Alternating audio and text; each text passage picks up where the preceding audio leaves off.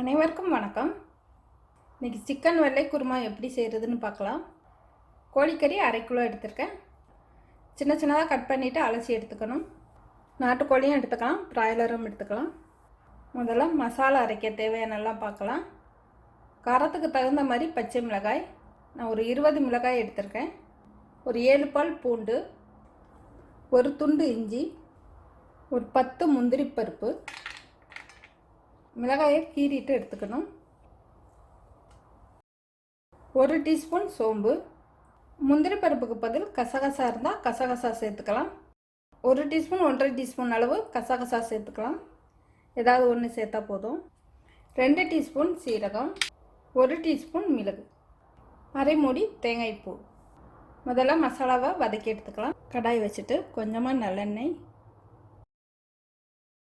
சோம்பு, மிளகு, சீரகம்,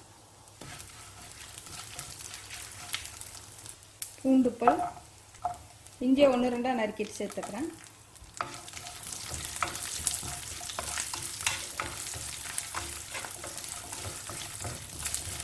பச்சை மிளகாயும் சேர்த்து வதக்கிடலாம்.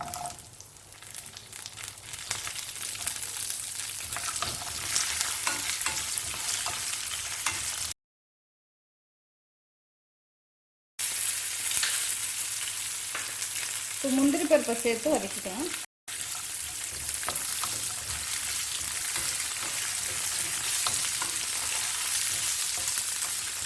முந்திரி பருப்பு சேர்த்து ஒரு கலர் கிளறிட்டு தேங்காய் பூ சேர்த்துக்கலாம்.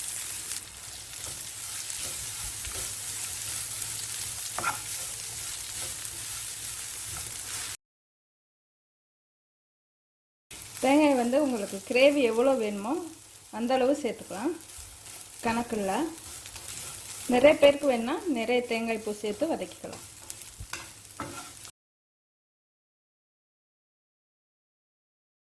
நிறம் மாறுற வரைக்கும் வதக்கி எடுத்துக்கலாம். தேங்காய் பூ சேர்த்து 1 நிமிஷம் வதக்கி விட்டால் போதும். அடுப்பு ஆஃப் பண்ணிடுறேன். நல்லா ஆறணும். ஆறினதுக்கப்புறம் நைஸாக அரைச்சி எடுத்துக்கணும். சூடோடு அரைச்சிங்கன்னா குருமா சீக்கிரம் கெட்டுடும். மசாலா ஆறட்டும். இப்போ குருமாவுக்கு வதக்கிக்கலாம். சின்ன வெங்காயம் ஒரு 15 முழு, இந்த மாதிரி முழு வெங்காயம் ஒரு 15 எடுத்துருக்கேன். ஒரு தக்காளி,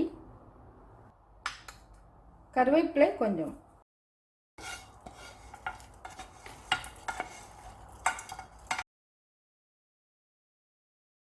நல்லா ஆறிடுச்சு. நைஸாக அரைச்சி எடுத்துக்கணும். வாசம் போகாமல் மூடி வச்சிடலாம். குருமா வைக்க தேவையான அளவு ஒரு கடாய் வச்சுக்கலாம். தேவையான அளவு நல்லெண்ணெய், பட்டை இலை 2 கிராம்பு, சின்ன ஏலக்காய் 2, அரை டீஸ்பூன் சோம்பு,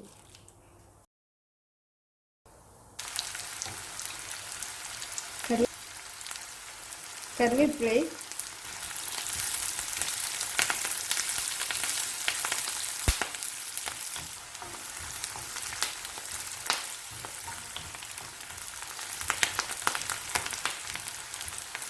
வெங்காயம் அதிகமாக சேர்த்துக்கணும்னா குருமா சுவையாக இருக்கும்.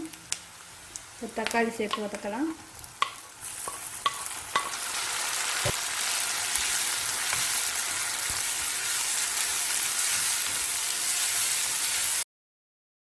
தக்காளி நல்லா வதங்கி வரணும்.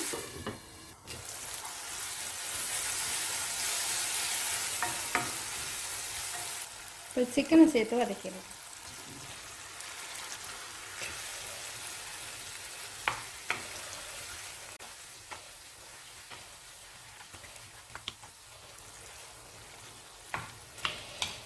ஒரு 2 நிமிஷம் வதக்கி விடலாம்.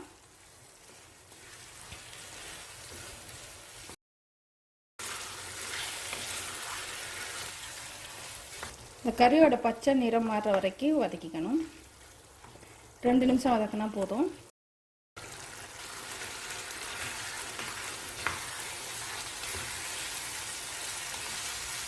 தேவையான அளவு உப்பு, மசாலாவுக்கு சேர்த்துக்கணும். கொஞ்சமாக மஞ்சள் தூள், ரொம்ப அதிகமாக சேர்த்துடக்கூடாது, நிறம் மாறிடும். அப்போ தான் அந்த கவுச்சி வாடை வராது.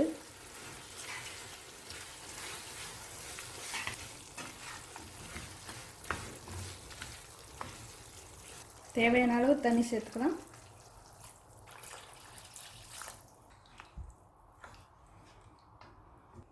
இப்போ 2 டம்ளர் அளவு தண்ணி சேர்த்துருக்கேன். கொதிக்கட்டும், ஒரு கொதி வரட்டும். அதுக்கப்புறம் மசாலா சேர்த்துட்டு மசாலாவுக்கு தகுந்த மாதிரி தண்ணி சேர்த்துக்கலாம். நாட்டுக்கோழி எடுத்துக்கிட்டிங்கன்னா இதே மாதிரி தாளித்து சிக்கனை நல்லா வதக்கிட்டு குக்கரில் வேக வச்சு எடுத்துக்கோங்க. அப்போ தான் அது வேகும். உப்பு சேர்த்து ஒரு 2 நிமிஷத்துக்குள்ளே கொதிக்க விட்டால் போதும். இப்போ அரைச்ச மசாலா சேர்த்துடலாம்.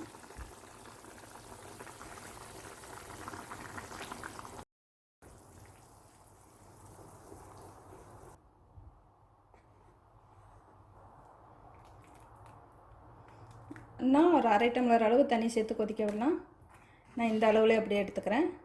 கிரேவி அதிகம் பேருக்கு வேணும்னா இன்னும் ஒரு அரை டம்ளர் 1 டம்ளர் அளவு தண்ணி சேர்த்துக்கலாம். மசாலா சேர்கிற அளவு ஒரு 4லேருந்து 5 நிமிஷம் மிதமான தீயில கொதிக்க விட்டால் போதும். இப்போ இட்லி வேக வச்சு எடுத்துக்கிறேன்.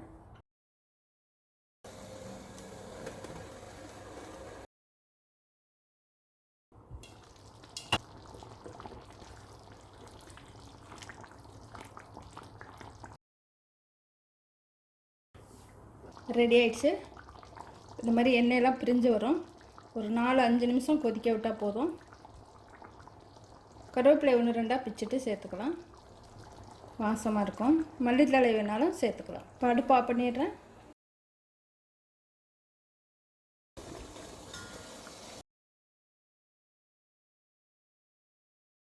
தட்டில் இருந்து உடனே எடுத்தோம்னா இந்த மாதிரி பிடிச்சிட்டு வரும்.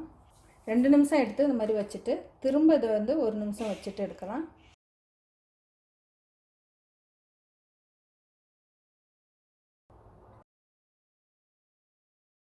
இப்போ இட்லி ரெடி ஆயிடுச்சு. இப்போ வெள்ளை குருமா ரெடி ஆயிடுச்சு. இது சூடான இட்லி, தோசை, சப்பாத்தி, பூரி கூட சேர்த்து சாப்பிட சுவையாக இருக்கும். சாதத்துலேயும் சேர்த்து சாப்பிட்லாம். அவ்வளோவா சுவை நல்லா இருக்காது. நல்லா காரசாரமாக இருந்ததுன்னா சாதத்துக்கும் நல்லாயிருக்கும். வணக்கம்.